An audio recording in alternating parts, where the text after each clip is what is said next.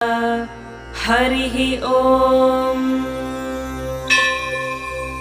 शुक्लाम्बरधरं विष्णुं शशिवर्णं चतुर्भुजं प्रसन्नवदनं ध्यायेत् सर्वविघ्नोपशान्तये। यस्य द्विरदवक्त्राद्याः पारिषद्याः परश्शतम् विघ्नं निघ्नन्ति सततं विश्वक्सेनं तमाश्रये। व्यासं वसिष्ठनप्तारं शक्तेः पौत्रमकल्मषम् पराशरात्मजं वन्दे शुकतातन्तपोनिधिम्।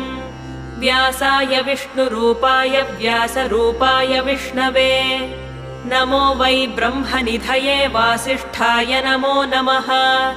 अविकाराय शुद्धाय नित्याय परमात्मने सदैकरूपरूपाय विष्णवे सर्वजिष्णवे।